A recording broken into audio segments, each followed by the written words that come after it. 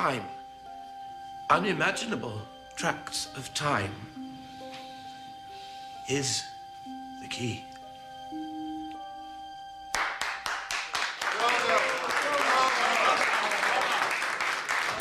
I'd rather talk later, you might say. Darwin, splendid. Thank you. Well done. Thank you very much. Congratulations. Interesting paper. Oh, thank you. Where have you placed your fossil specimens? Well, I was thinking of the British Museum. Ah, you're happy to have them languish in some dusty Bloomsbury cellar? No, not at all. You'd better let me look over them for you, then. We'll let you know. Thank you. Tompers oaf. Who does he think he is? He thinks he's Richard Owen, the most brilliant anatomist in And Europe. you're Erasmus Darwin's little brother, Darwin of the Beagle, Darwin. Laud it while you can. I don't want to laud it. Liar.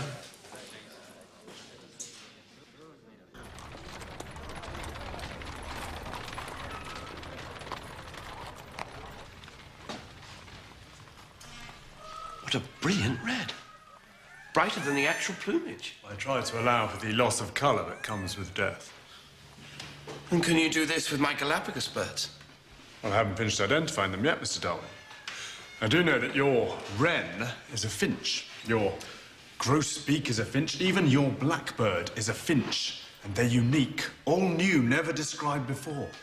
There's even evidence that there are separate species for each Galapagos island. But I didn't label mine by island. You didn't label them by island.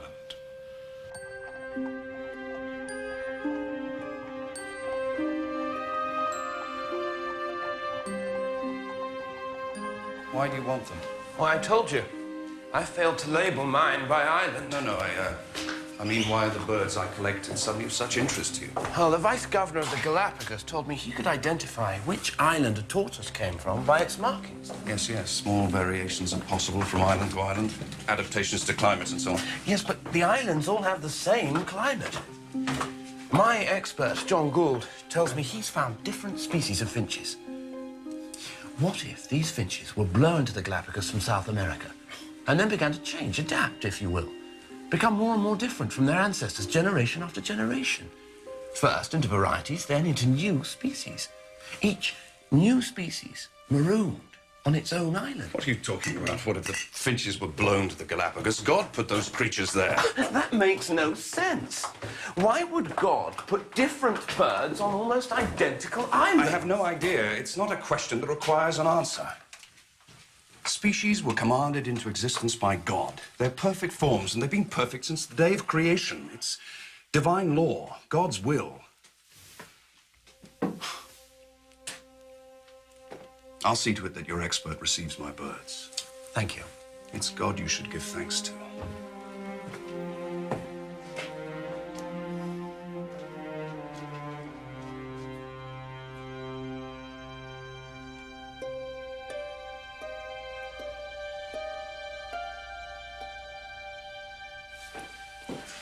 Come on. Tonight, and for one night only, ladies and gentlemen, a guided tour of Charles Darwin's boneyard. For goodness sake, and hurry up. Yes. This is a large, extinct llama-like creature. And this is a giant ground sloth, discovered by Mr. Darwin at Punta Alta. Lastly, The remains of Mr. Darwin's breakfast. this skull belongs to a huge rodent, a relative of the South American capybara. If that's the size of a rat, imagine how big the cats must have been. I have named it Toxodon.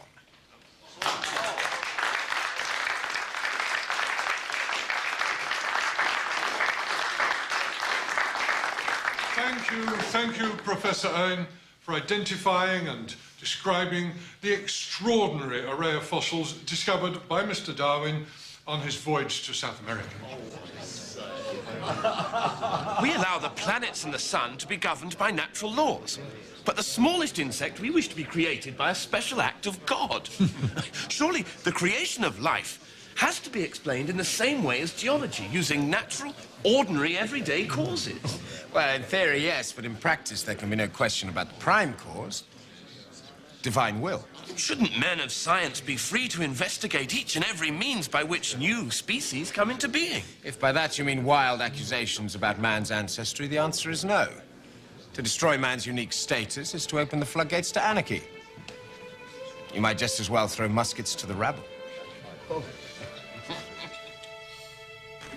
People like Owen think that if there was no Church of England, cucumbers wouldn't grow. If the globe has undergone such profound changes in its history, geologically, then surely all living creatures must have changed with it to adapt to their new conditions. Otherwise, they would have perished. Some did perish, it seems. Yes, but the continued existence of life on Earth can only be explained by the assumption that a creature like this was replaced by the modern-day armadillo. There must be a law which causes new species to appear in place of the extinct ones. That, my boy, is the mystery of mysteries. The person who can solve that riddle will take all of the scientific prizes.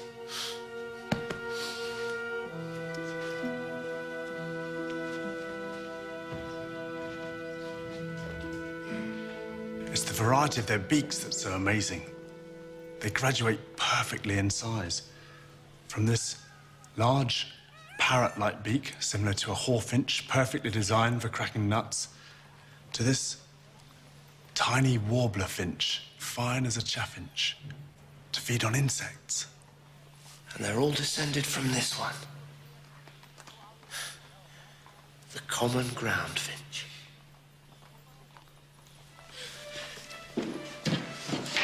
I've started to prepare some colour plates. Now put my words to shame. Raz! Raz? Oh, Raz.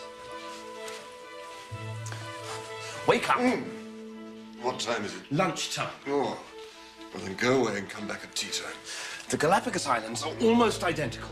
The same geology, the same climate. I'm glad to hear it. Now go away. So why should different finches inhabit identical islands? Raz? Small changes over ages and ages can throw up mountain ranges and sink continents. If mountains can move and rivers can move, then why can't animals? Finches, tortoises, iguanas. If you trace animals across the surface of the Earth, or dig down and trace them back through time, you come face to face with the same truth. Which is? New beings can appear on the Earth.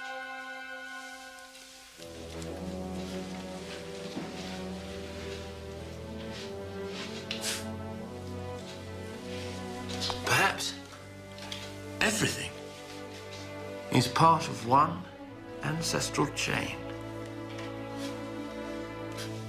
Man, mouse, armadillo.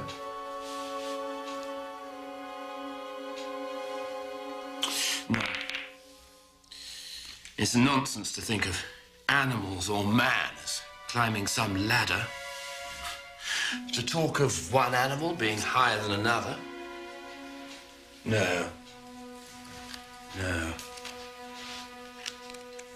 I think it's more like a tree. A tree of life. Each new species springs from the parent tree like a shoot. These shoots branch and divide in their turn, and so on and so on. Some branches die out, others keep developing. The trunk, the ancient common ancestor. The stock from which all animals and plants sprang. Nursed by warm sunbeams in primeval caves, organic life began beneath the waves. Hence, without parent, by spontaneous birth, rise the first steps of animated earth. Grandfather Zoonomia.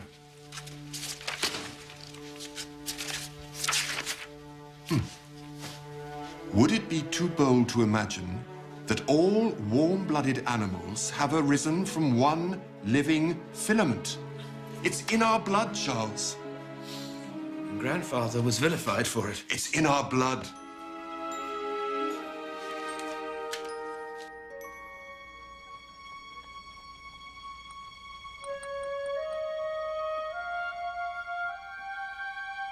What Charles Darwin glimpsed over 150 years ago is now the bedrock of biology. All forms of life on Earth have evolved on a single, branching tree of life.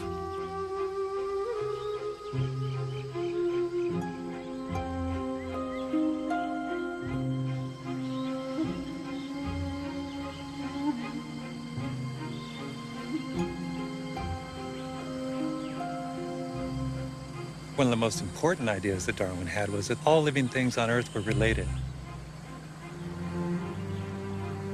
How can you realize that you are part of this single tree of life and not be fundamentally moved by that?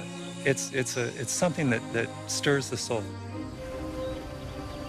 Following in Darwin's path, biologist Chris Schneider and his colleagues have come to South America, to a remote region of Ecuador near the base of the Andes Mountains. The rainforest may be home to more species of animals than anywhere else on Earth. Darwin had been awestruck by its endless variety of life.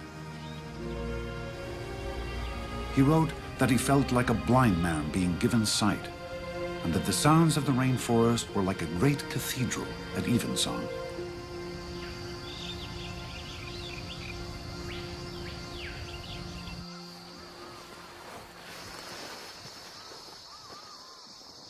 For biologists today, the lowland rainforest and the nearby Andes Mountains are laboratories for exploring Darwin's ideas.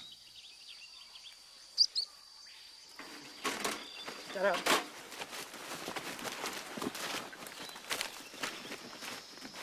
Did he bite you?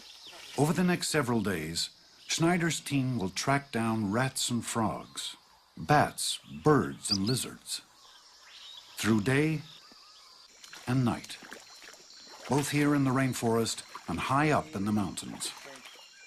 By comparing the two groups of animals, they hope to better understand how changing environments might trigger the evolution of new species.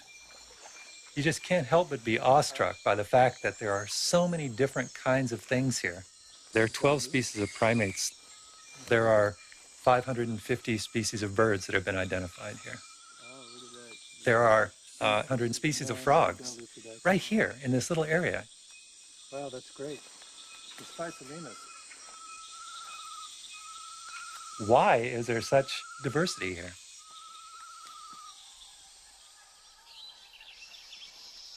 We've got plenty of stuff. Oh, we got some good stuff.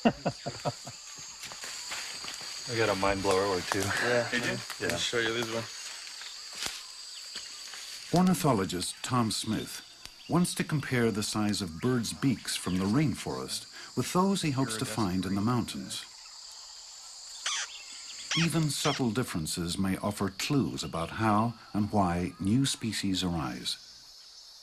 Just as it was the beaks of finches from the nearby Galapagos Islands that spurred Darwin's thinking in the 1830s.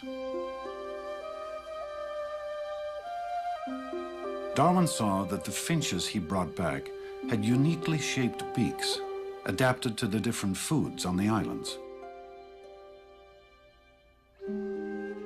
He envisioned that these different species of finch had all descended, with modifications, from a common ancestral population that had flown over from the mainland.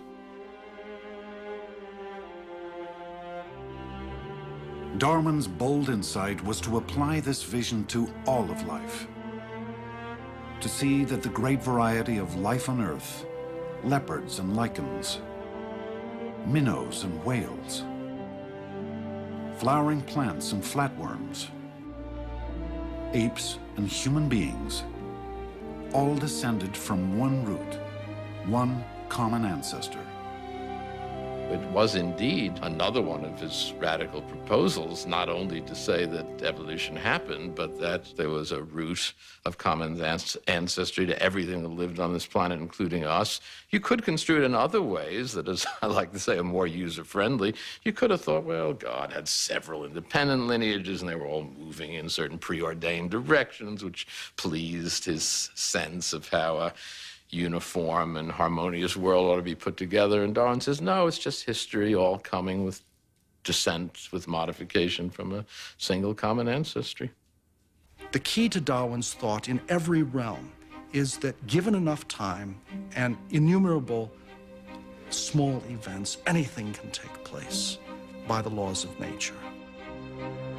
So whether it's the raising of mountains or the evolution of new species, all of these things happen through time and change.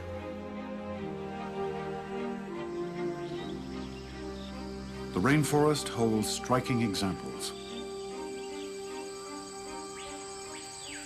Take a look at this mantis here.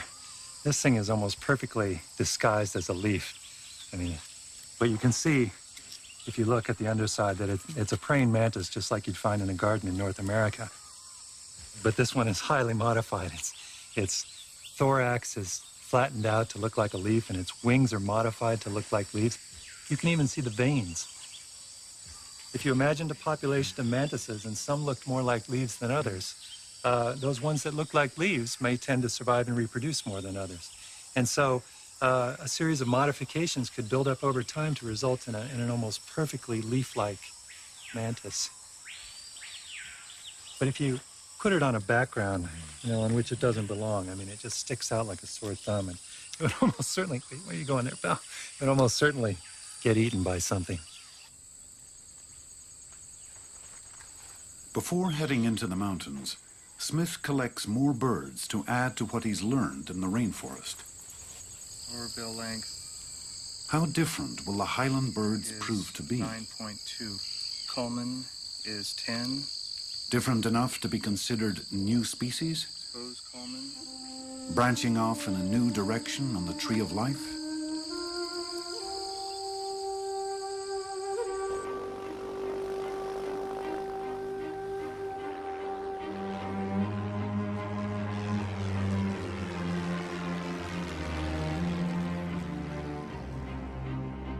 When the Andes were uplifted, it created a whole variety of new habitats. The animals that were in the lowland rainforest had an enormous opportunity to colonize these new habitats, and they did so. The real question is whether adaptation to these new environments can lead to the formation of new species. Flying less than 1 hour, Schneider and Smith moved from the steamy lowlands to the wind-swept Andean peaks. Animal populations made the same journey, but gradually, over many generations. And as the environment changed from rainforest to the high, cool grasslands, animal populations were forced to adapt. These grasslands lie nearly 2 miles above sea level. Seasons never change here, so close to the equator. But it is said that winter visits every night. Temperatures often drop below freezing. Animals not well adapted will not survive.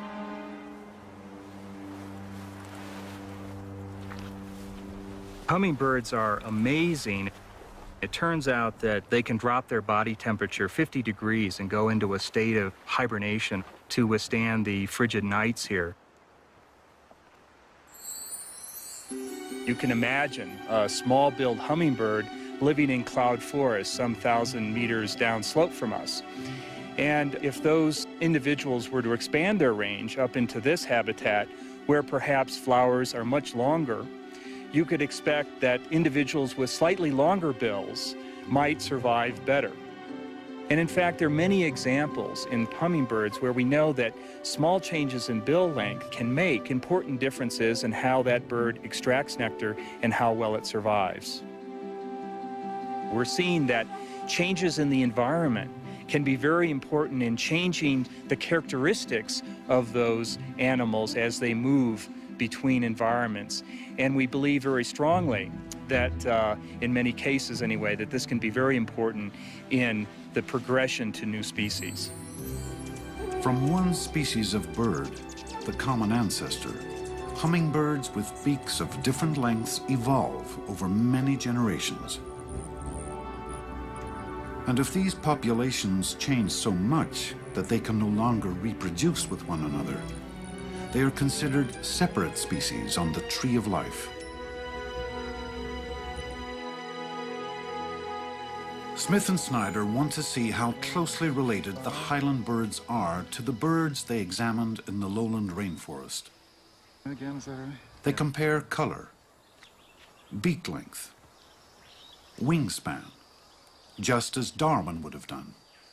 But they have another tool that Darwin never even dreamed of. Okay, that should be plenty. DNA. Darwin was convinced that traits were passed on from generation to generation, but he didn't understand how. We now know that the sequence of the 4 chemical building blocks of DNA determines the traits of all living things. Each generation passes on this text of A's, T's, C's, and G's to its offspring. But occasional mistakes in copying, mutations, can result in new traits. By comparing DNA, we can determine who's most closely related to whom. We can determine when they had a common ancestor, when they diverged from that common ancestor. Laboratory analysis reveals that DNA from the rainforest hummingbirds differs only very slightly from that of the highland hummingbirds. They must have diverged from a common ancestor relatively recently in the history of life on Earth, about 3 million years ago. We're examining the genetic material that makes organisms what they are. And written in that DNA is the history of their evolution. The fact that the blueprints for all living things are in the same language, the genetic code of DNA, is powerful evidence that they all evolved in a single tree of life. How is it that organisms that are so different can be related? That we are related to a flatworm or a bacteria. Darwin emphasized that small changes would accrue every generation. And these changes could build up to amount to enormous changes. It's not really hard to understand how major transitions could come about given that life has been around for 3.5 billion years. Darwin really had it right.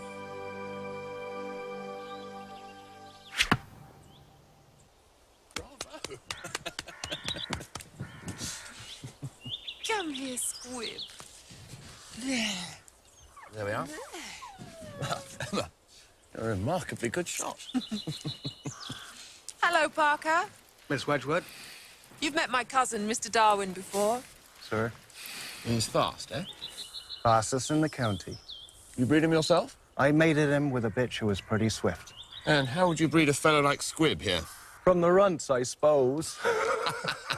How dare you? Squib is quite as nice as any of your rotten dogs. It's true. It's from the runts and monsters that breeders can produce tailless cats. Or pygmies, like Squib. I'm not listening to any more of this. Take me back to the house at once and stop saying horrid things. From wolves to greyhounds. From bulldogs to fellows like Squib. In what? A matter of a few hundred years. I take it you don't find talk of dogs all that interesting. I can think of more interesting topics of conversation. Such as? The novels of Miss Austen. And what does she have to say about selective breeding? Nothing, as I recall. Ah, that's a great pity. Why shouldn't nature produce such differences? These different breeds of dog? Why should it? What would be the point? Survival. In nature, a little poppet like Squib, who was the smallest in her litter, would die.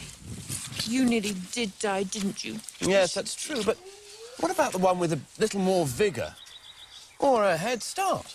Because of some peculiarity? Such as? A puppy, born with an extra thick coat in a hot climate, would be a monstrosity. But in a cold climate, that would be a good adaptation. That puppy would have an advantage. Got you. Charles. Emma? Let me go. Not until you've paid the toll. Which is? A kiss. For me, rather than the dog. You can make a big dog or a small dog, but you can't produce feathers on a dog. Nor can you create organs as miraculous as the heart and the eyes. That can only be the work of God.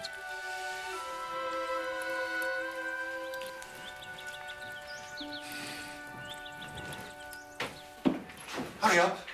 It's these blasted ties.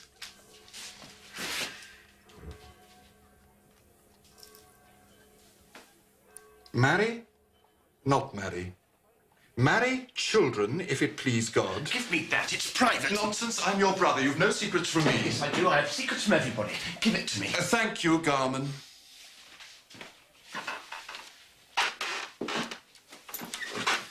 Constant companion and friend in old age. Raz? Object to be loved and played with better than a dog, anyhow. You old romantic. Well, it's intolerable to think of oneself spending one's life like a neuter bee, working. And all this is a response to your trip to Cousin Emma's? Not necessarily. Well, you don't know anyone else. No, it's true. Your collection won't be complete without that most interesting specimen in the whole series of vertebrate mammals. And why haven't you married, if it's such an enviable state? Oh, I'm too lazy to take on anything requiring as much effort as a wife and family. But you're the marrying kind.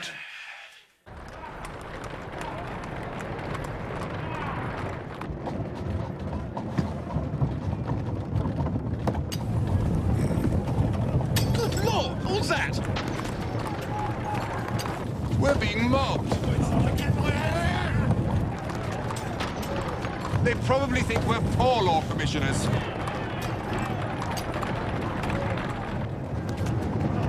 Why would they think that? It's enough that we're top-hatted toffs in a smart carriage and they're scavenging on rubbish heaps, starving to death. Too many people, not enough food. Thank God we'll always have food on our plates.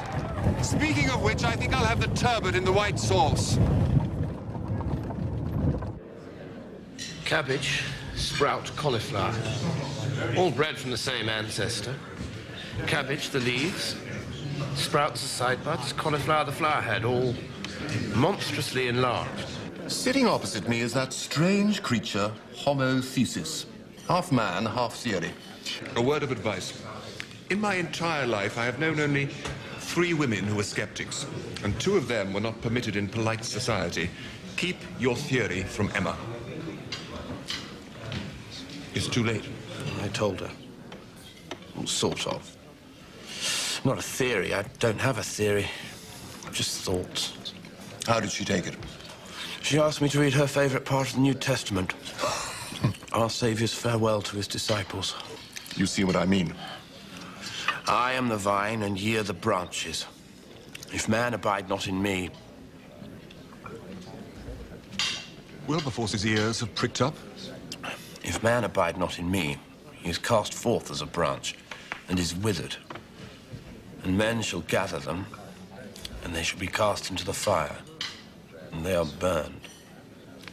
And how is your soul? What? Your fish. Delicious. I understand your carriage was stoned on the way here tonight. Well, we're meeting the threat on the streets head on. Oh, yes.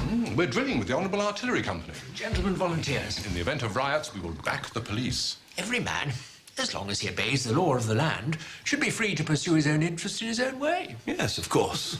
Charge what he likes for bread or anything else for that matter. Laissez-faire. Let individuals compete and struggle for their advantages. Good night. Good night. Right.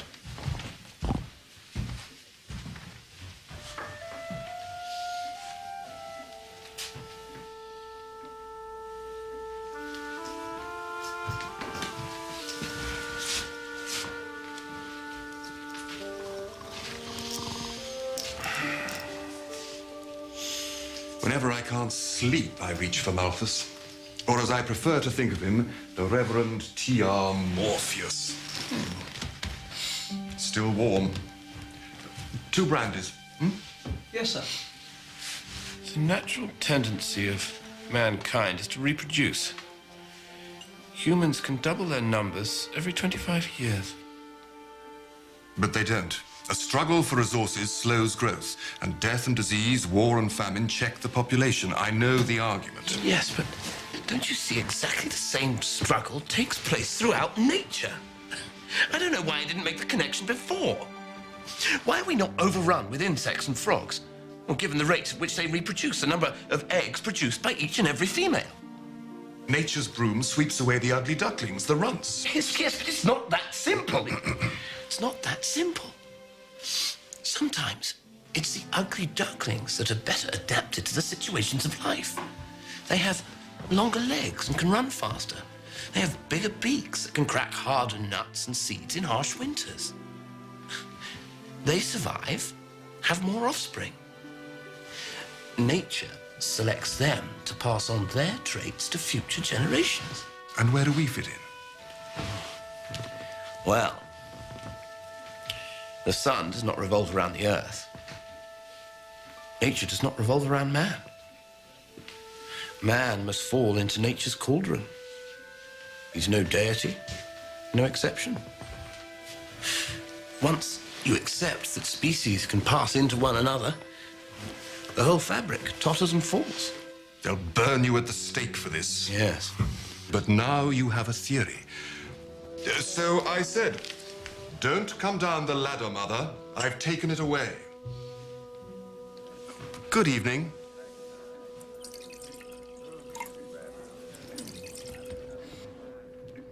Darwin's work began with the observation that individuals differ from each other. And these minute differences, Darwin believed, might be advantageous. It might give each individual an edge when it came to getting food or finding a place to survive in nature. Darwin realized that in nature, individual organisms compete for limited resources. Those with some kind of advantage, in coloration, for example, or in speed, or in vision, are more likely to survive and reproduce, and pass on these advantages to their offspring. Those who are less fit will not succeed. Darwin called it natural selection, because the forces of nature select which organisms will survive. The survivors will be those whose variation fortuitously adapts them better to changing local environments. And then because they pass on those traits to their offspring, the population changes. That's natural selection. That's all it is. It's not a principle of progress. It's just a principle of local adaptation. You don't make better creatures in any cosmic sense. You make creatures that are better suited to the changing climates of their local habitats. That's it.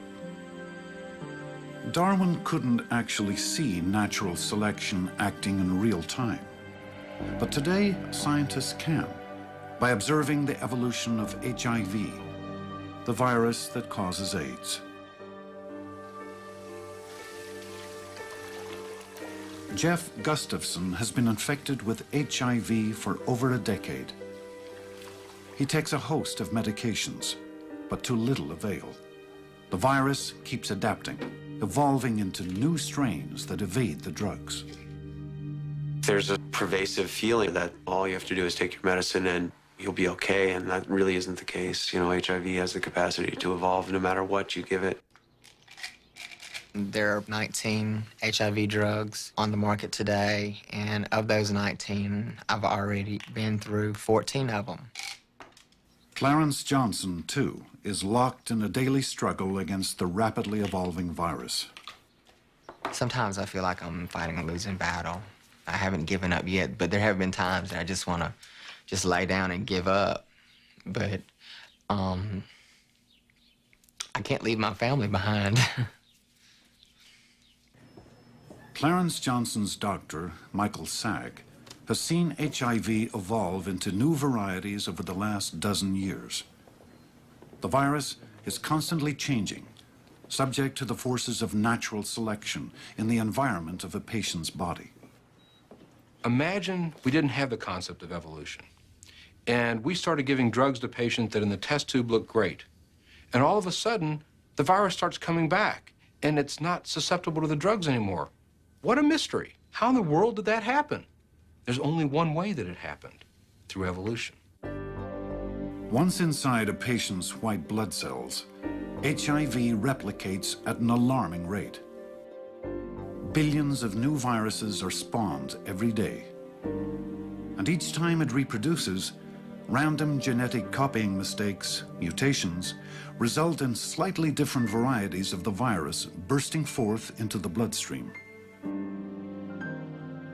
Some of these new varieties, just by chance, will have traits that make them resistant to certain drugs. So when drugs enter the bloodstream, natural selection favors the drug-resistant forms. They survive and reproduce. Before long, drug-resistant viruses dominate in the patient's body. Evolution seems pretty easy to understand when we look at big animals. We can kind of see it in a sense. But that's evolution that took centuries to develop. When you're talking about something like a virus that you can't see in everyday life, it's hard to imagine how it changes. In the case of HIV, we're talking about minutes to hours to move from one species to another. It's mind-boggling in terms of the speed with which HIV can replicate. Clarence? How are you feeling overall? I'm doing okay. Great. Doing okay. Every time I see a patient, in the back of my mind, I'm thinking, what is the virus doing in the environment of that patient? The virus is producing itself on the order of billions of copies a day. Those few that happen to be able to work in the presence of drug say, hey, this is my chance, and they emerge.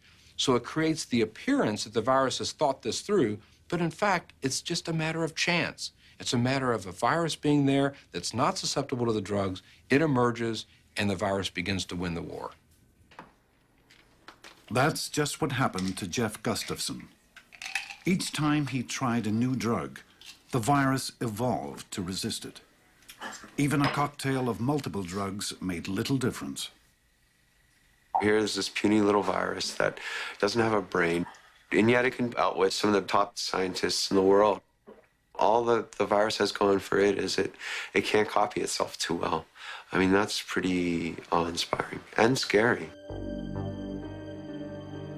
All that happens in evolution, at least under Darwinian natural selection, is that organisms are struggling in some metaphorical and unconscious sense for reproductive success, however it happens. The process of natural selection feeds on randomness, it feeds on accident and contingency, and it gradually improves the fit between whatever organisms there are and the environment in which they're being selected. But there's no predictability about what particular accidents are going to be exploited in this process. For millions of HIV patients, evolution is the enemy. If only there were a way to take advantage of natural selection, to make it work in a patient's favor. In 1997, at Goethe University in Frankfurt, Germany, a researcher may have discovered such a way, quite accidentally. We had a patient, and even though he was being treated with 5 drugs, his virus replication could not be controlled. And at the same time, he was suffering from a lot of side effects of the medications. So at that point, he asked his physician if it wouldn't make sense to just stop taking the drugs for a while, since he was really having nothing much from them other than the toxicities he was experiencing.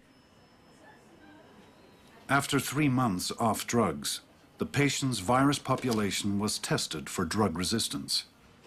Dr. Miller could not believe the results. At first, I thought a mistake had happened because the lab that did the resistance test was not able to detect any resistance whatsoever in this virus population. We sent a second sample, and this result was confirmed. Within a matter of 3 months, his virus population had changed completely from being resistant to every single drug to appearing to be susceptible to every single drug that we currently have. Here's what had happened.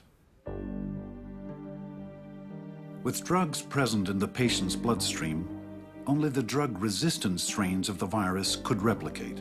But some of the non-resistant virus, the wild type, still lingered in the white blood cells. When the patient stopped taking drugs, the environment changed, and the wild type came back. It replicated extremely rapidly, and soon outnumbered the drug-resistant strains.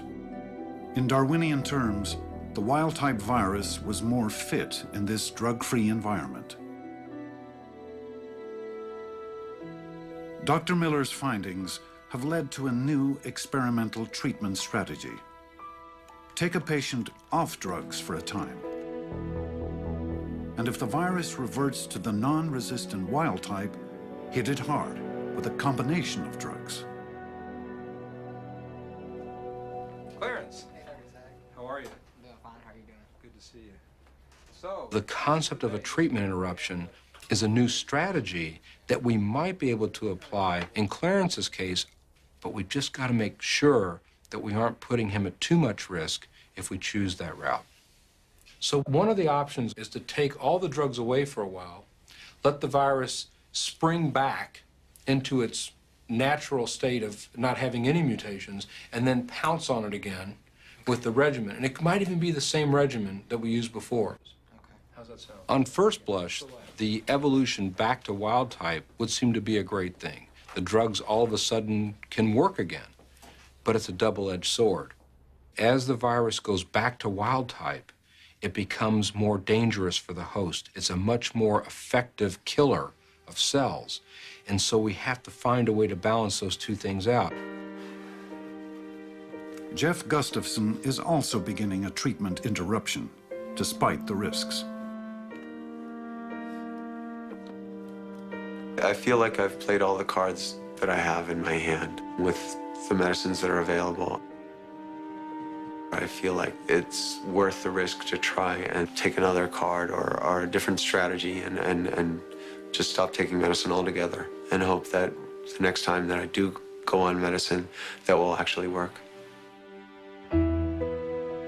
After 5 weeks off drugs, Clarence Johnson is enjoying being free, at least temporarily, from their debilitating effects. If the wild-type virus is staging a comeback, it doesn't yet appear to be affecting his immune system. We took a bit of a gamble. I think so far, you know, it's paid off. And the virus has gone from being resistant to certain drugs, and now that population has shifted so that now they're susceptible again. Now, what I hope for Clarence is that we can find the right course, find a way to stretch his survival out even further so that he's healthy and happy until the next new approach to treatment is able to get him to a point where he can live to 80. My greatest hope is that when I do go back on medications, those drugs will bring my viral load down to an undetectable amount. Because I don't know what it feels like to be undetectable, so that would be a great experience. 6 weeks into his treatment interruption, Jeff Gustafson's virus also has changed to the drug-susceptible wild type. He's now on a new course of medication and responding well. From day one of this epidemic, we were put into a race with HIV. Over the last decade or so, we've been catching up. We've learned a lot about it. We've scouted out the enemy. We've learned how it replicates. We learned how it tries to survive. We learned how it evolves. And we're now taking those principles that we've learned and applying them to putting the brakes on the virus in this race.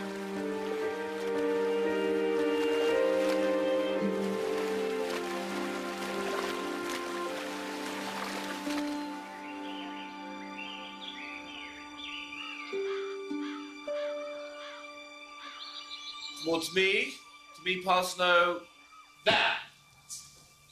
The angle needs to be more acute. More acute. Well, let's see if it works. And open. Good God! Raz! What a horrible shot! Thought I'd surprise you. Welcome to Down House. When is the moat to be done? When the drawbridge is in place. Were you trying to keep out, Charlie? Everyone, especially you. Raz, what a wonderful surprise. My dear, what a journey. It's not far. Nature abhors a journey of 16 miles almost as much as a vacuum. Hello, Annie. Man needs tea. And a 1, and a 2, and a 3, and off you go. I've thought of a new name for the village. Oh, yes? Down in the mouth. If you speak, I can find you really easily. Shh. How's your work progressing? Well, I've sent the manuscript off to be copied. No idea what I'm going to do with it when it comes back. Everyone, be quiet. I'll be glad we're not blind. If you're blind, you can't see the sky Or or the the flowers. Or anything else for that matter. I can get in here any time I want. Well, go on then. Yes, we feel sorry for moles, don't we? Moles don't need to be able to see because they live underground. That's why their eyes have got smaller and smaller and smaller. And owls have got bigger and bigger. I can't play. Everyone's talking about eyes all the time. Oh, William. You going to talk to William, Come on. Go on, Brodie. William! William, wait for us. She'll soon talk him round. She has the knack. You look pale. My stomach rejects food. I'm not strong anymore. I'll never achieve anything in science now. What rot. You're coming back to London with me. Oh, no, I'm not. Yes, you are. I'm not letting you stagnate down here while your rivals make all the progress. You must visit your publisher. You don't understand, Raz. Even when I talk about my theory with you, I feel like I'm confessing a murder. No, I can't publish. Well, you're coming back to London with me, Charlie, whether you like it or not. If only to remind the opposition you're still alive and kicking. Take care and make sure you get plenty of rest. Erasmus, he's not to spend all night at the club with you. No, Mother. I mean it, or he'll be utterly done for the next day. Yes, Mother. Don't worry. It'll do him good.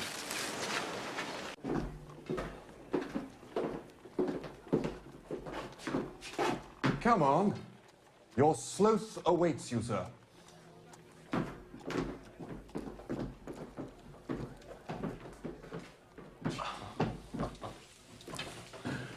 What a magnificent piece. Hey, Raz? My word. Owen's done a remarkable job. He really is a splendid specimen. Yes, I thought you'd be pleased. Come through. See what I've been working on. The chimpanzee, being the highest organized four-handed ape, every difference between its anatomy and a human's is instructive. I've been studying... For example, the irrational ape has dog-like canines, used as weapons of destruction, quite unlike the masters of the animal kingdom. Yes, though... And the human foot is of decisive taxonomic value. Our feet are made for walking upon, our hands for grasping. This brute has its hands and its feet made to answer nearly the same purpose. Well, there's a striking similarity between I'm writing a the book on the man. subject. My brother is working on a new book, too. Come here. Let me show you what I mean.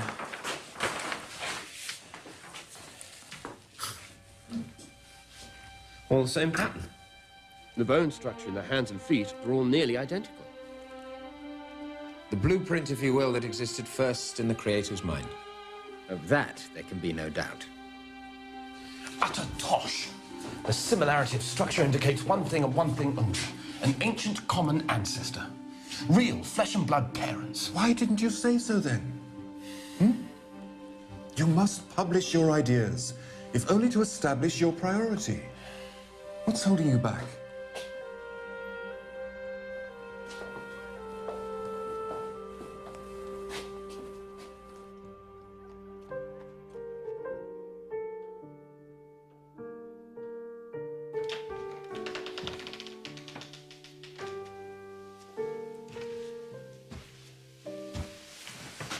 What is it?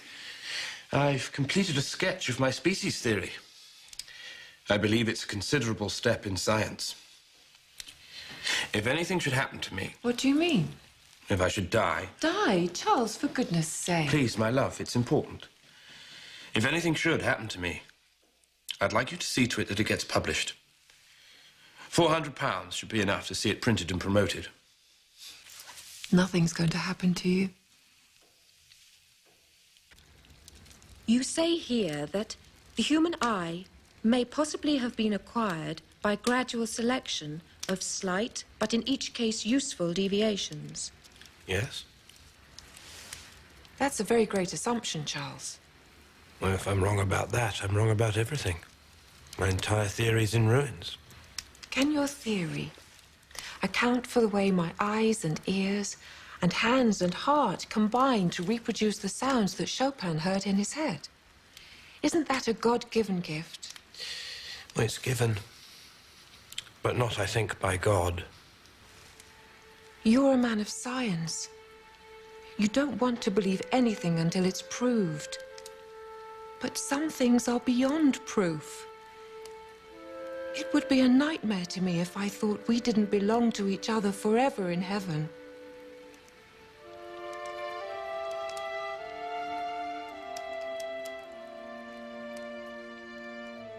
Emma was a sincere believer in the Christian plan of salvation, and that those who trusted in Jesus and his resurrection from the dead would spend eternity in heaven. She saw that her husband's speculations about the origins of species and of humanity would jeopardize the Christian plan of salvation. God was being made remote in her husband's universe. Now, if nature by itself, unaided by God, could make an eye, then what else couldn't nature do? Nature could do anything. It could make everything. In Darwin's day, the very existence of an organ of extreme perfection like the eye was taken by many as proof of God, as proof of a designer. How else could all of the intricate organs and substructures of the eye have come together in just the right way to make vision so possible and so perfect?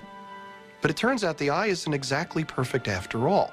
In fact, the eye contains profound optical imperfections, and those imperfections are proof, in a sense, of the evolutionary ancestry of the eye. Eyes are imperfect because evolution does not create things the way a designer or an artist does. Natural selection simply favors random changes that make an organism more fit to survive. And imperfections in design often result from evolution's constant tinkering. One such imperfection proved traumatic for artist Valerie Young. We had just come home from a party, and I saw a lot of lights flashing inside my eye, especially on the outside edge of the right eye. And I thought we may be in trouble here. And it took me a while to really see that this was coming from inside my eye. Luckily, my husband was with me because I wouldn't have been able to drive to the hospital. So my vision was pretty obscured. The only way I can describe it is like a jellyfish with lots of little bubbles in it, and it just kept turning and floating in front of my eyes. Valerie had a retinal tear, not an uncommon problem due to the way human eyes evolved from light-sensing patches of brain tissue in our ancient ancestors. In the human embryo, eyes develop from bulges in the brain's neural tube that pinch in to form cavities. This top layer, the retina, which tore in Valerie Young's eye, contains cells that collect light. It rests against a second, darker layer that lines the back of the eye. But the two layers are not attached to one another. And when the jelly that fills the eye liquefies as we age, it can cause the retina to tear. The jelly can then seep into the space underneath, leading to a retinal detachment and, in some cases, blindness. When Valerie Young came in, her floaters were an immediate clue that she could have a retinal tear. We were able to successfully apply laser treatment in the office that day to seal it off, like applying sandbags around something, to wall it off so that the vitreous jelly would not get in the break and detach her retina. Valerie Young's retinal tear is just one example of imperfections in the design of human eyes. Another occurs because nerve cells and blood vessels evolved to lie in front of the retina, where they interfere with its ability to form sharp images. It's like trying to take a picture through a foggy piece of glass.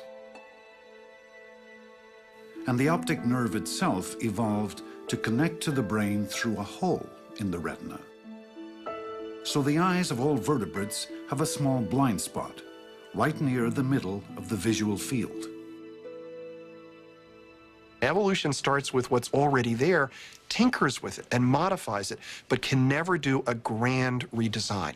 So even the eye, with all of its optical perfection, has clues to the fact that its origin is of the blind process of natural selection.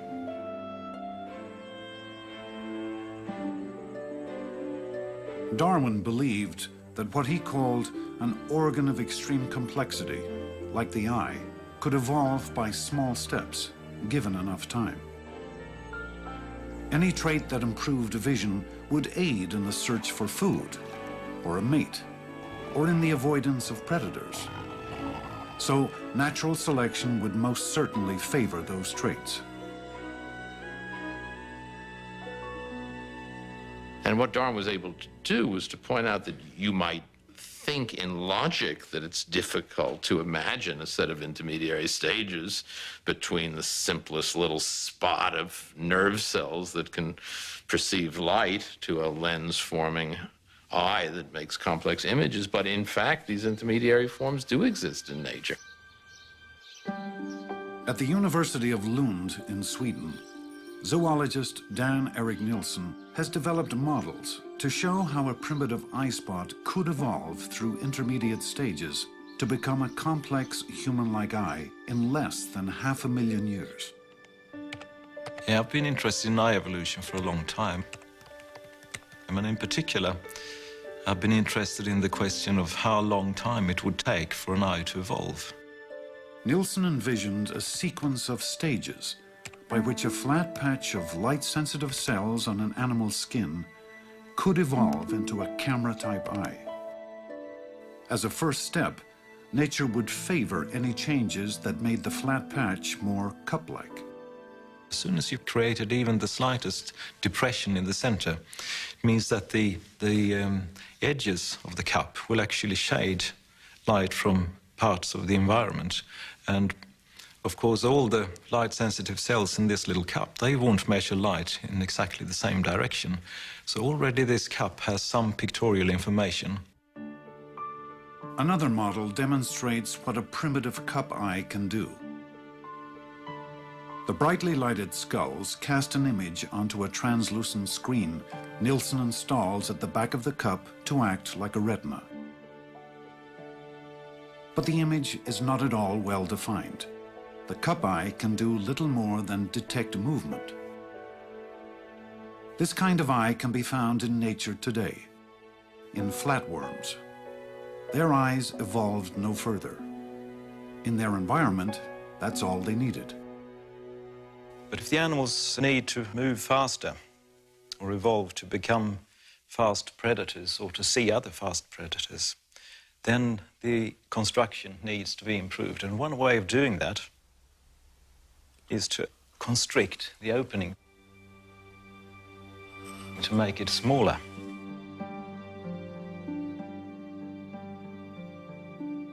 That's just what happened to creatures like the chambered nautilus.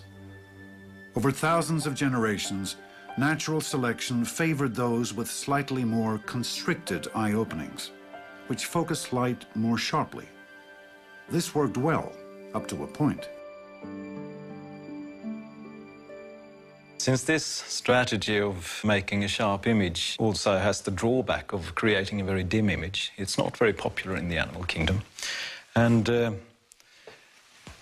is an alternative solution, which has become very popular in the animal kingdom, the solution that we use in our own eyes, and that is to put in a lens.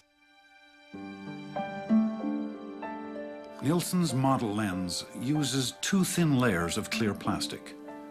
He can inject water in between them to make the plastic windows bulge out like a convex lens. This mimics what natural selection might have done over a few 100,000 generations, favoring animals with a rounded, transparent layer in their eyes that cause light to be focused more sharply on the retina. So we can make it gradually from no lens at all and just continue to inject more water, making the lenses bulge more and more, and the image becomes gradually sharper and sharper. So we can go all the way gradually in very small steps from a simple pigment cup eye, which has barely got the ability to determine the direction of a light source, all the way to a complete camera type eye of the same type as we have ourselves. And that is really exactly the way eye evolution must proceed.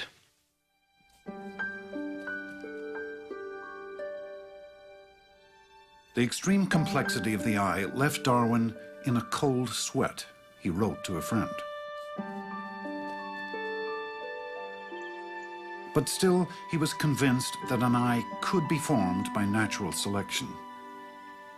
He later wrote that eyes must have evolved by numerous gradations from an imperfect and simple eye to one perfect and complex, with each grade being useful to its possessor.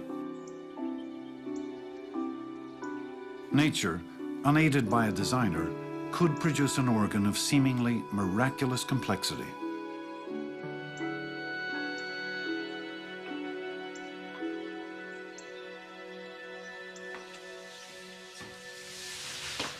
Whoa, it smells. Annie, come and look.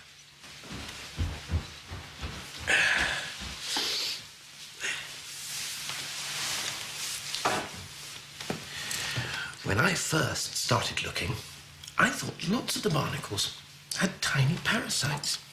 That's an animal or plant that lives on another animal or plant, gets its food from it, like mistletoe on an apple tree. But they're not. Do you know what they are? No. They're little tiny husbands. The females carry little tiny males around with them, clinging to their skirt tails. Just like you and Mama? Just like me and Mama. I think it's the most interesting barnacle in the whole wide world. What do you think we should call it? Barnabas. Barney, for short. Barney Ickle. The tiny parasitic males are rudimentary in a way that I believe can hardly be equaled in the whole of the animal kingdom. They have no mouth or stomach. They are really little more than a tiny head atop an enormous coiled penis. A bit like me, really. Apart from the bit about the mouth and the stomach. What's funny? Nothing! Nothing! Charles! Charles, are you all right? Charles! Erasmus, take him home.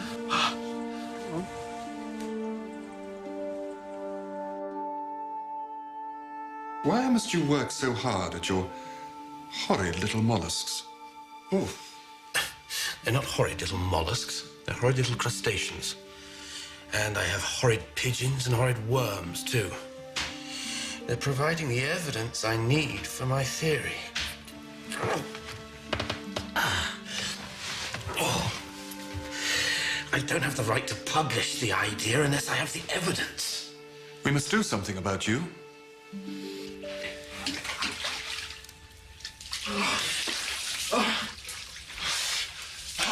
Your stomach condition is nervous in origin, brought on as a result of excessive mental exertion. Cold water is used to stimulate the circulation and draw the blood supply away from the inflamed nerves of the stomach. No sugar, no salt, no bacon, no alcohol, no tobacco. In fact, anything at all that's good is forbidden.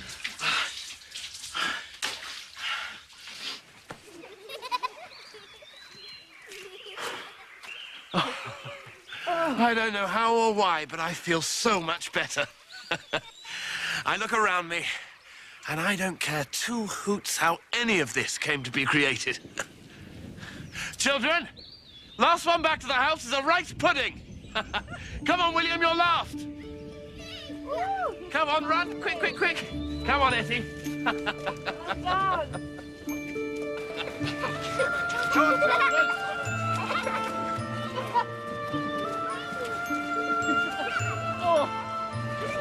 Annie! Annie, you won!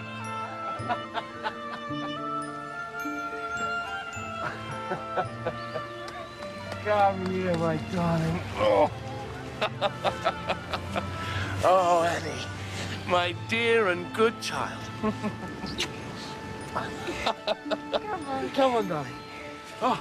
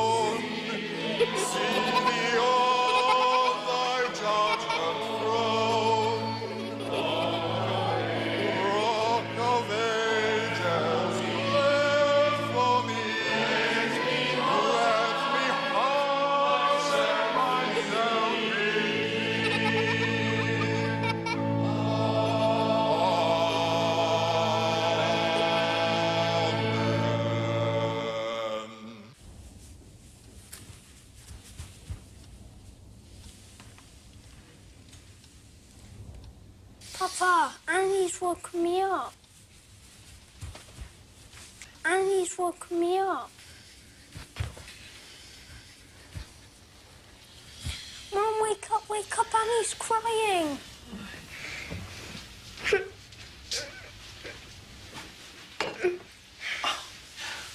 What's the matter, my darling? What's wrong? Does your head hurt? Ah, there's no fever. Does it hurt here?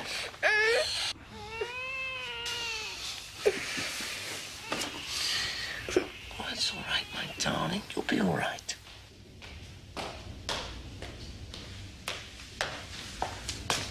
The doctor's coming. You go and get dressed. I'll stay with her. What if she's inherited my wretched digestion? She'll be fine.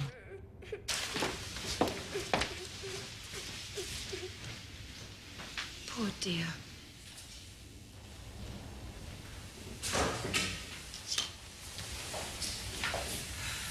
What did he say? It is her stomach, but he has no idea what's wrong. Perhaps I should take her to go see Dr. Gully. He cured me. You'll be back soon, and Papa will look after you. Soon there's going to be a new baby, and I shall need your help. Say goodbye to Etty now.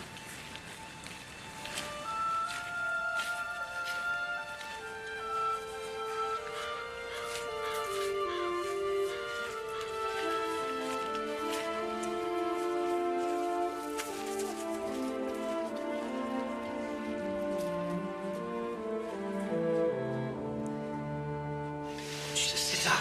Now, come on, come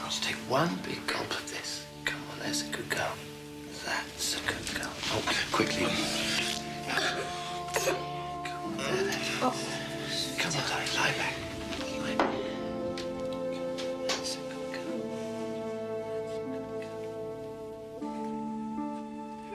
She seems so weak. Isn't there anything you can do? All you can do is pray. It's my fault. First cousin marriages always produce weak children. It's my fault.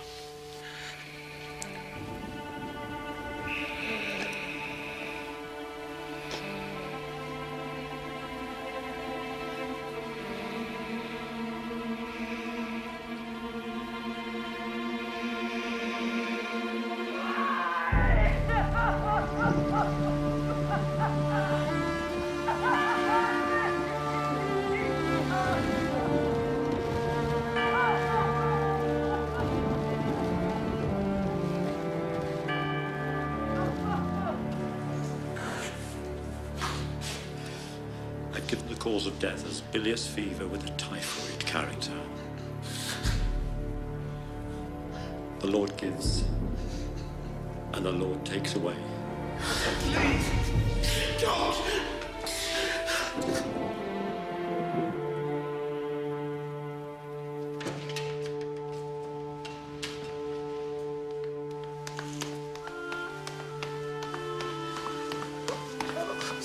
God grant us strength.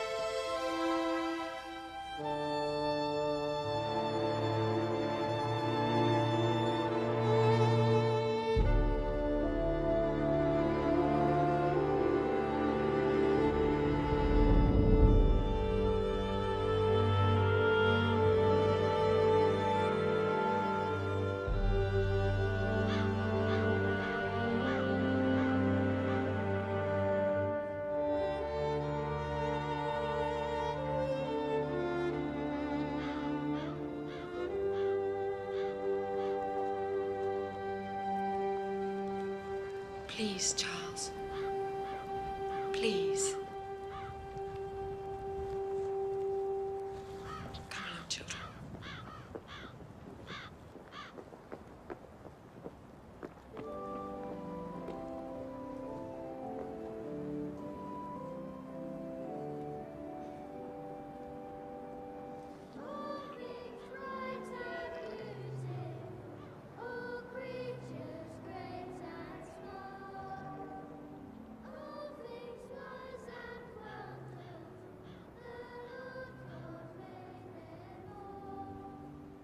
What Annie's death did to Darwin's faith was mainly to destroy Christianity. He could no longer see that a good God ordered and superintended all of the events of human life and of the universe. And he believed that she did not deserve punishment by God or by nature either. She had simply fallen victim to the struggle for existence, the amoral, purposeless struggle that ran according to laws of nature.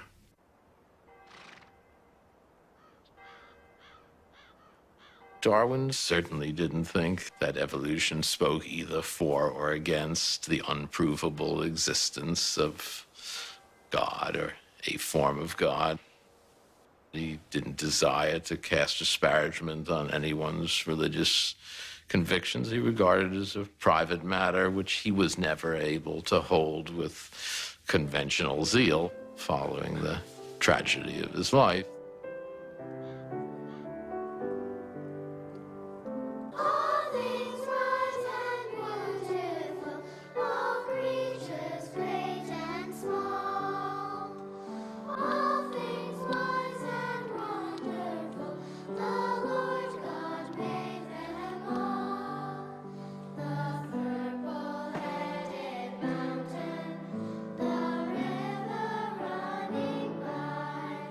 To Today, scientists hold all conceivable views on religion, from atheism to agnosticism to a general spirituality.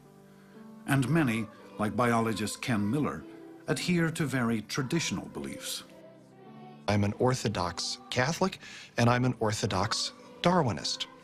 My idea of God is a supreme being who acts in concert with the principles and the ideas that Darwin explained to us about the origin of species.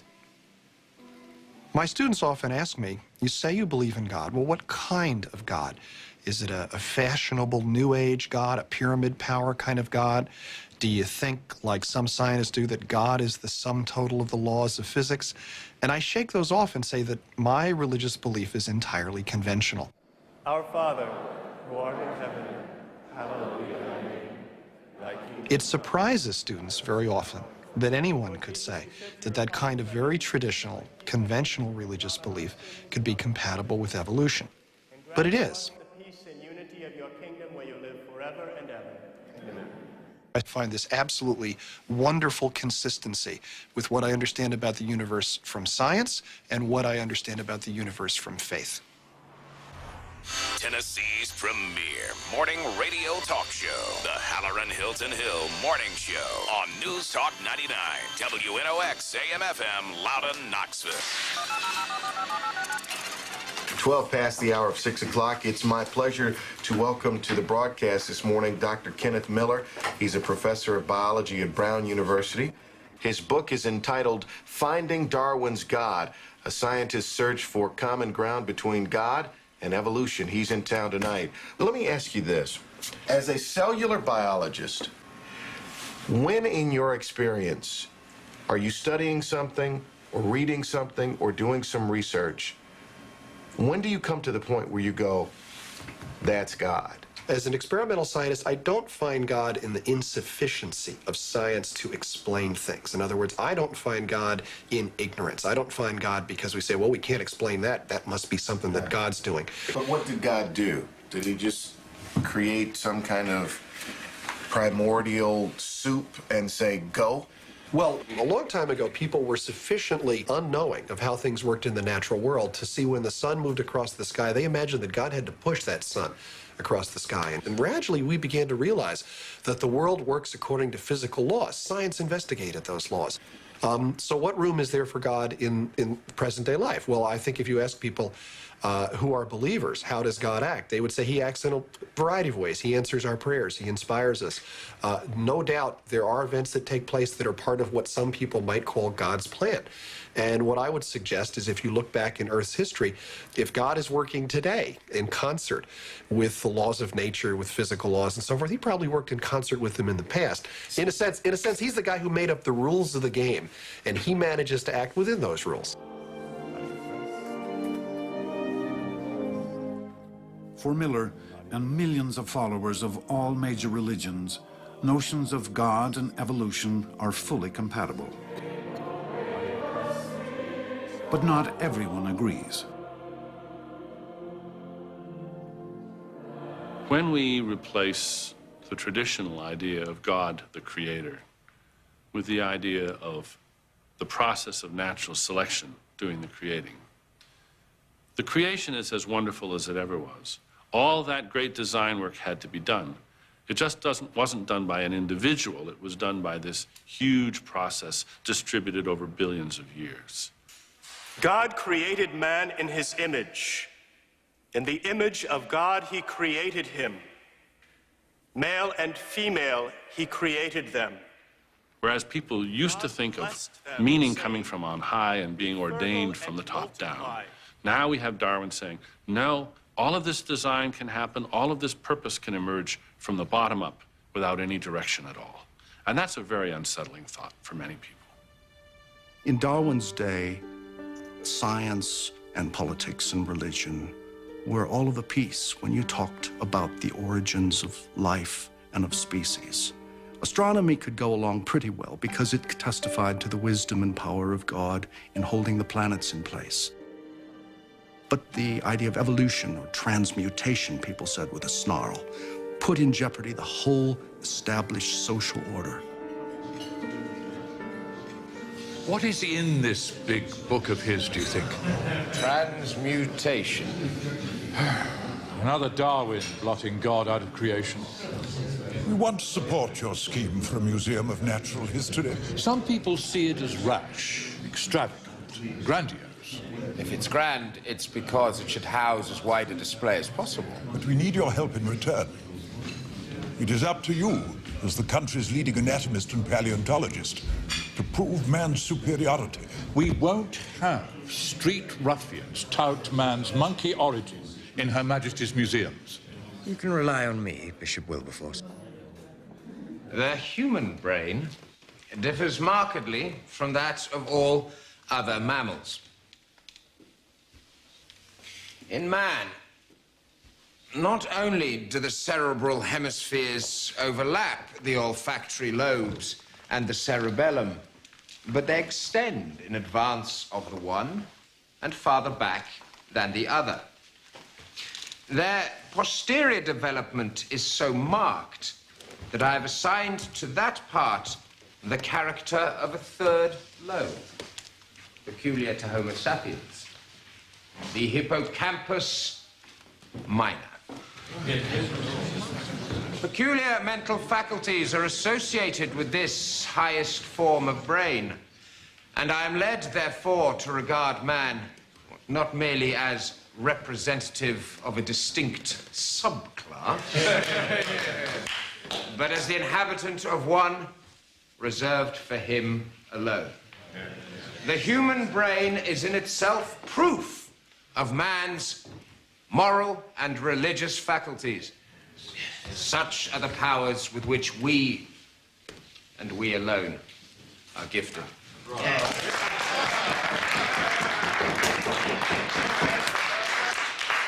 I wonder what a chimpanzee would have to say about that, Mr. Huxley. I think it's priceless. His theory is a house built on sand, a Corinthian portico on cow dung. Yes. Damn all the sanctimonious meddlers who try and stifle troublesome research. The ultimate court of appeal of science is observation and experiment, not authority, wealth and rank. Your disagreements with Owen should not be personal. I can't help it. He's so pompous. The prospect of his slipping on one of his pickled brains is just too good to be true. Bad feeling will only cloud the issue and lead to bad science. Tell that to Owen.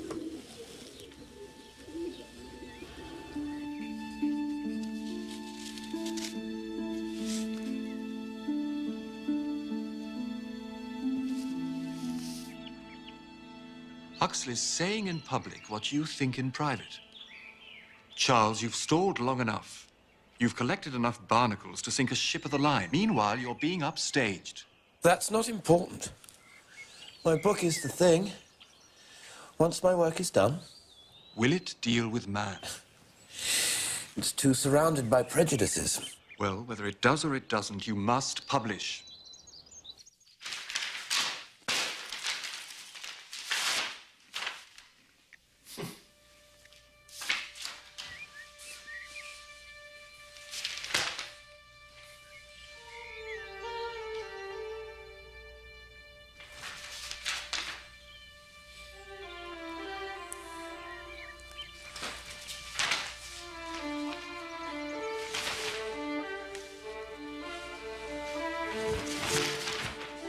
Oh, my God.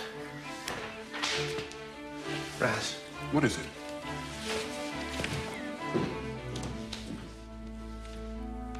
Who is Alfred Wallace? My dear Huxley. It's like a précis of my theory. All my originality, whatever it's worth, has been smashed. Had Wallace a copy of the essay I'd written in '44 in front of him, he couldn't have written a better short abstract. Variations being pushed further and further from parent species by a struggle for existence, overpopulation. It's all there. Is your book ready for publication? Publish? How can I publish honourably? I'd sooner burn the blasted thing than have him or anyone else think that I behaved in a paltry spirit. Then publish a joint paper, excerpts from your work along with Wallace's essay. And then you must prepare a manuscript for publication. Who knows, it may all be for the best. At last, we'll finally get to learn your views in full.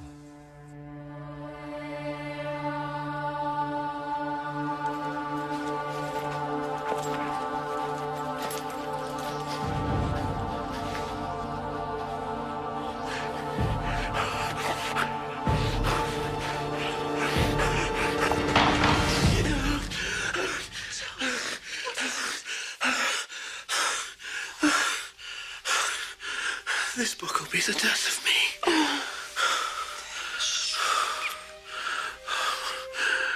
What a miserable wretch I'd be without you near me.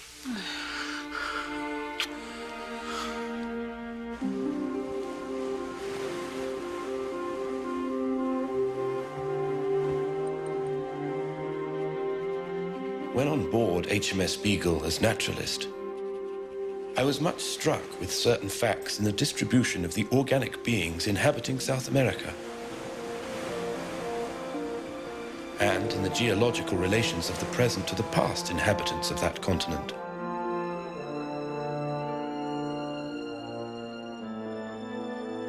These facts seem to throw some light on the origin of species.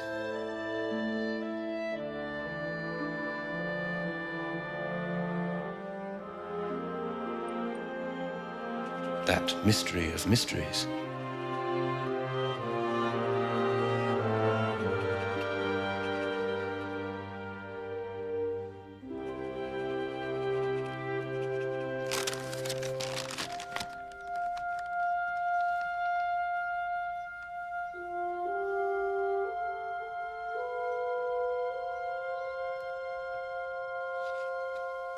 The Times is very positive. I should think so. It's Huxley. The Athenaeum wants me tried in the Divinity Hall, the college, the lecture room and museum. My book is no more unorthodox than the subject demands. I don't discuss the origins of man. I don't discuss Genesis. Charles, don't be so naive. It's clear you think man is no exception.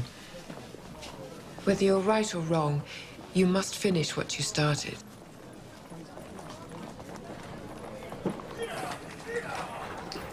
Darwin! Darwin! Ah, Owen! How dare you?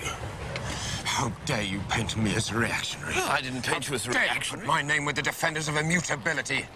Is my concept of the ordained continuous becoming of living things to be ignored? What does it mean? I don't know what it means. It means animals appearing out of thin air. Not at all.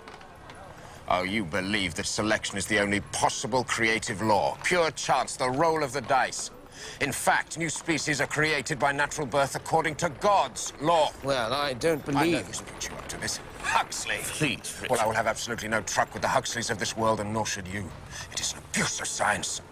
You should be ashamed of yourself. Your book is a snub to the clergy and an insult to humanity. It's nihilism. Only a man devoid of a soul could find solace in a bestial ancestry.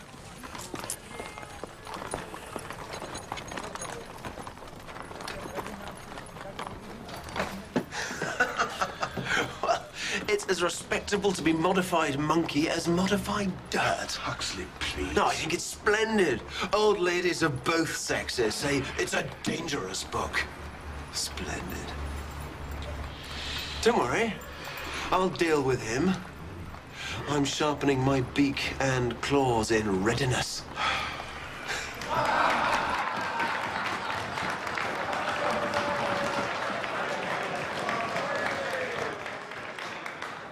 Any contribution to our natural history from the pen of Mr. Charles Darwin is certain to command attention. His latest publication, The Origin of Species, is manifestly regarded by him as the opus upon which his future fame is to rest. Mr. Darwin claims that every living thing, every fish, plant, fungus, fly, elephant, man, turnip, are all equally the lineal descendants of the same common ancestor. Such a notion is absolutely incompatible with the Word of God. Man was made in the image of God and redeemed by the eternal Son. Natural selection is an ingenious theory for denying the working and therefore the existence of the Creator. In fact, the human brain differs markedly from that of all other mammals. Unfortunately, my Lord Bishop, you have been misinformed.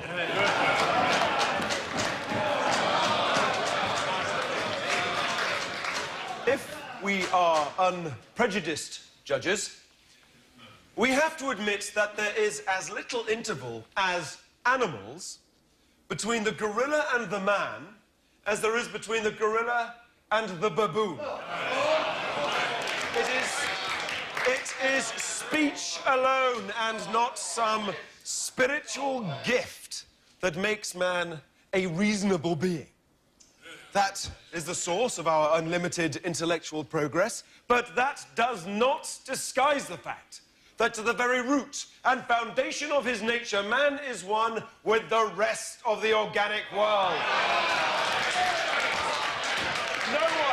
No one who has ever dissected the brain of an ape agrees with Professor Owen. His findings are wrong. I can only assume that Professor Owen's brain must have shrunk in the pickling jar. I meant, of course, the chimpanzee's brains he had examined. Oh, Lord. It was then that God delivered Wilberforce into my hands.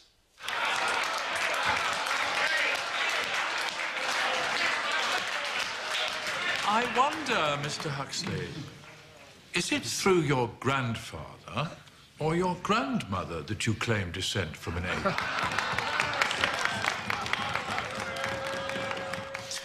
I stood up, very quiet, very grave, and said my say with perfect good temper.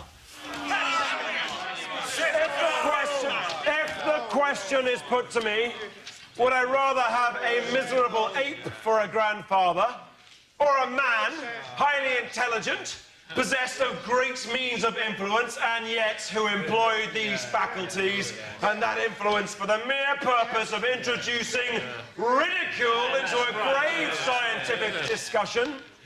I unhesitatingly affirm my preference for the ape. You didn't. I said that, or something very like that. How dare you attack a live bishop in public? Have you no respect for the purple waistcoat? Lady Brewster fainted, had to be carried from the room. And then Admiral Fitzroy got to his feet. Fitzroy?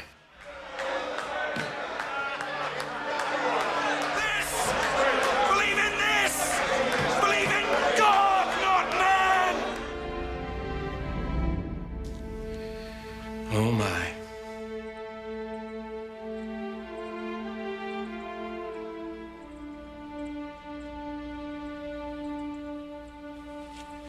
We'll probably never know the truth.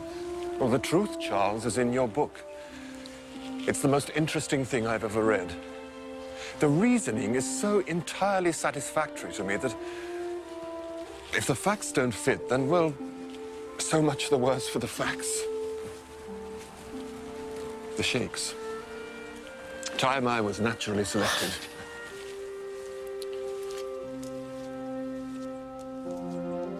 For more than a century, people have often thought that the conclusion to draw from Darwin's vision is that Homo sapiens, our species, that we're just animals too, we're just mammals, that there is nothing morally special about us. I myself don't think this follows at all from Darwin's vision, but it is certainly the received view in many quarters. Ever since The Origin of Species was published, strict believers in biblical creation have attacked Darwin's vision.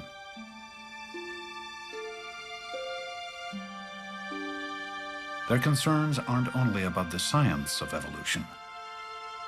At stake, many believe, is nothing less than the human soul. to suggest that animals and plants and us, humans, came into being in a natural law-like way, in the way the planets move, was to put in jeopardy the human soul. And the human soul is the crux of the matter, because if we are not different from animals, if we don't live forever in heaven or in hell, then why should we behave other than like animals in this life? In the 19th century, in Darwin's time, it was audacious to claim that humans and chimps were closely related. There wasn't that much scientific evidence. But since that time, the evidence has become strong. First, we saw the fossil record appear. Evidence of human ancestors that had ape-like features established the plausibility of the idea that humans and chimps had common ancestors. And then in the last 20 years, we've seen the emergence of a whole new type of data that's established the close relationship between chimps and humans. And that comes from the analysis of DNA. This is DNA. We've got DNA, chimps have got DNA, bacteria have got DNA, petunias have got DNA, crabs have got DNA. Every living animal, plant, fish, frog has got DNA. And if we compare the DNAs of any two species, we can establish how closely related they are one to another. In the early days of DNA research, a double strand of DNA was extracted from each species to be compared. When heated, the strands split apart. When the single strands from each creature were put together and allowed to cool, the two always combined to form the familiar double helix. The degree to which the strands mated successfully was a measure of their similarity. It turned out that human DNA and chimp DNA combined almost perfectly. Today, this similarity can be seen even more precisely. DNA sequences can now be read letter by letter. Here we're looking at the DNA sequences of one particular gene as found in human and chimp. And what's immediately evident is that humans and chimps have DNAs that are 98% identical. They're basically the same. They're just a couple of spelling changes. Why are there only a couple of spelling changes? Because we and chimps had a common ancestor only a few million years ago. And these few spelling differences have accumulated during the propagation of this DNA during those few million years. If more time had passed since we had our last common ancestor, more spelling changes would have accumulated. If the same gene from a rat is compared, many more spelling differences are seen. That's because our common ancestor with the rat lived about 80 or 100 million years ago, and there's been much more time for spelling differences to accumulate.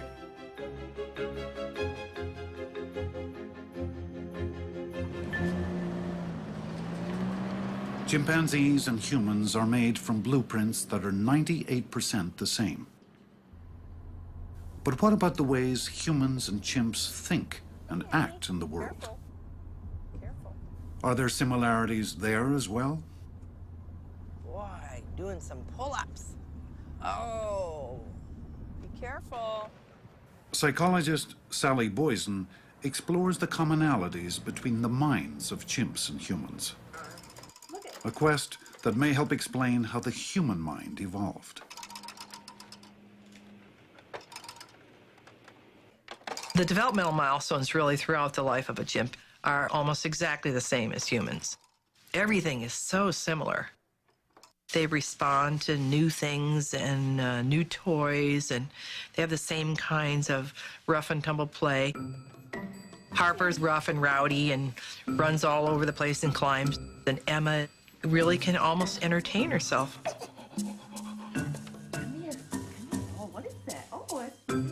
One of the things that our work allows us to see is that chimpanzees can acquire very sophisticated, complex cognitive skills, like learning to count, which they normally wouldn't learn in the wild. 1, 2, 3, 4, 5. Yet, they have the requisite neural capacity to do that. Where did that come from? Okay, Sheep, we're going to do another turn now. Here we go. One of those. Ooh, and a malted milk ball. Can you tell me the answer to this with the blue and the brown? Show me, yeah. Go ahead. Excellent. There's almost nothing that the chimps haven't been able to learn that we've tried to teach them.